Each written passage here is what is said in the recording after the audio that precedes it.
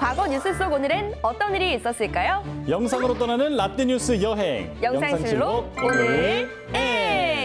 안녕하세요. 아나운서 조진혁. 아나운서 조혜진입니다. 진혁 씨, 저는 이 방송을 진행을 하면서 매일 공부하는 느낌이에요. 맞아요. 저도 매일 공부를 하고 있는데요. 과거에 어떤 일이 있었는지 영상실록 오늘 N으로 배우고 네. 또 검색까지 해서 찾아보게 되더라고요. 맞아요. 그런 의미로 과거의 오늘은 또 어떤 일이 있었는지 궁금해지는데요. 빨리 만나보고 싶어요. 맞아요. 네. 과거 속 오늘은 어떤 일들이 있었는지 한번 보시죠.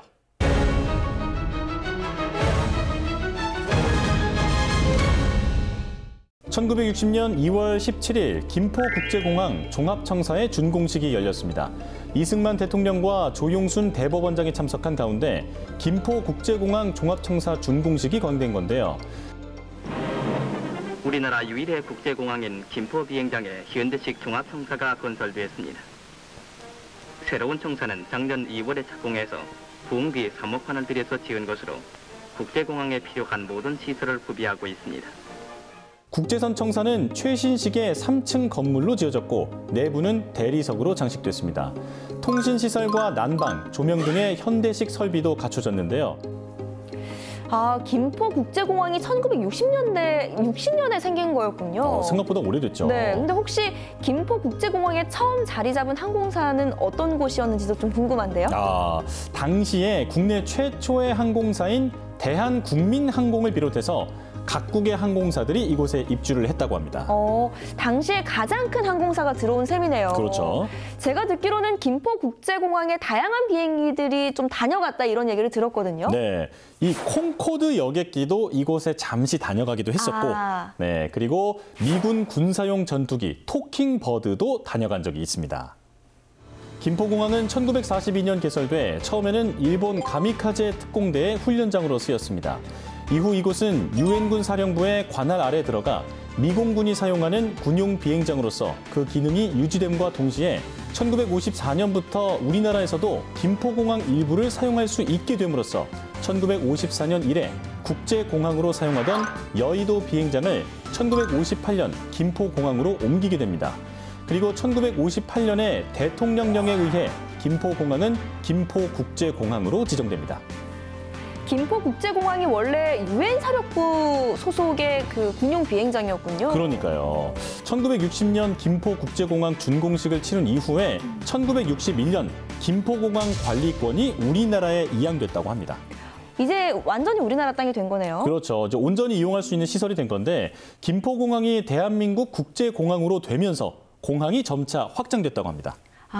2001년에 인천국제공항이 신설되면서 이게 비행을 나눠서 하기는 하지만 김포공항이 역사적으로 정말 많은 일들을 했잖아요. 그렇죠. 인정을 해줄 건 해줘야 됩니다. 우리도 제주도 갈 때마다 이제 항상 가잖아요. 맞아요. 네. 제주도. 자, 우리라도 꼭 반드시 인정을 해줘야 될 것 같고요. 네. 자, 그럼 이번엔 1979년으로 가보겠습니다.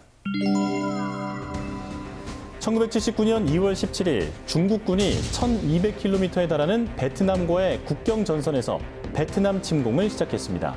중국군 20만여 명이 선전포고도 없이 베트남을 전격 침공한 건데요.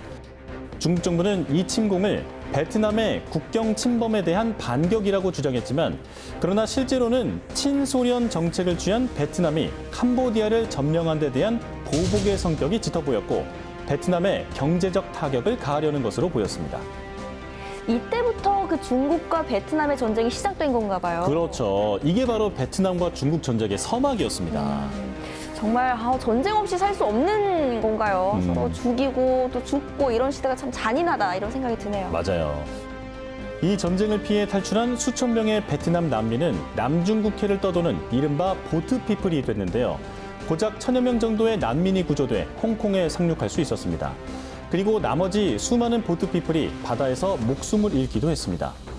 중국군은 대병력을 투입했고 중국의 베트남 침공으로 중국과 소련 사이의 긴장감도 고조됐습니다.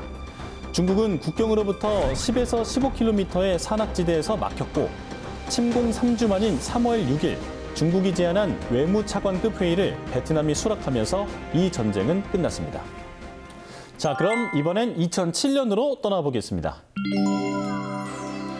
2007년 2월 17일 제57회 베를린 영화제에서 박찬욱 감독이 SF 로맨틱 코미디 사이보그지만 괜찮아로 특별상인 알프레드 바우어상을 받았는데요. 사이보그지만 괜찮아는 자신이 사이보그라고 믿는 망상증 소녀와 그녀를 사랑하는 남자를 그린 로맨틱 코미디 영화였습니다. 이 영화는 베를린 영화제 초반부터 각국 평론가와 기자들의 높은 관심을 받았는데요. 박찬욱 감독이 받은 알프레드 바우어상은 독일 표현주의 기법을 정착시킨 촬영 감독의 이름을 딴 특별상이었습니다. 이때부터 우리나라 영화가 국제적으로 사랑을 받기 시작했나 봐요. 네, 맞아요. 박찬욱 감독님의 작품도 독특하면서 자신만의 세계가 정확히 구축이 돼 있잖아요. 맞아요. 이게 어떻게 이런 생각을 했지 싶은 작품들도 많았던 것 같은데 특히 너나 잘하세요 같은 금자씨 그 영화가 있잖아요. 설마 이거 그분 따라하신 거 아니죠? 아, 빨리 너나 잘하세요. 똑같지 않았어요? 봉준호, 이창동, 홍상수, 김기덕과 함께 대한민국 충무로 르네상스를 일으켜 한국 영화의 수준을 발전시킨 박찬욱 감독. 그는 1992년 이승철을 주연으로 한 다른 해가 꾸는 꿈으로 감독 데뷔를 했는데요. 흥행에 실패하지만 박찬욱이라는 이름을 알리기에는 성공. 두 번째 작품은 3인조로 대중에게 별다른 호응을 얻지는 못했지만 작품에서 드러난 남다른 개성으로 인해 일부 영화광에게 지지를 받는 계기가 됩니다. 그리고 2000년 공동경비구역 JSA 작품이 호평을 받으면서 단숨에 큰 주목을 받게 됐는데요.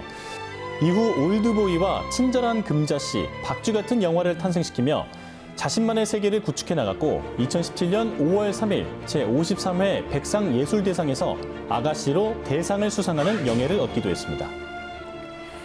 자, 그리고 이 밖에도 과거의 오늘에는 1450년 조선 4대 왕 세종대왕의 타계, 1962년 제1차 경제개발 5개년 계획 확정이 있었고요. 1965년 한일 외상회담, 1966년 프랑스의 과학위성 발사 성공과 같은 일들이 있었습니다. 자, 저희가 오늘 이렇게 과거 뉴스를 하나씩 살펴봤는데요. 영상실록으로 만나본 오늘의 과거, 여러분은 어떠셨나요? 그럼 다음 시간 더 알찬 오늘의 뉴스로 만나요.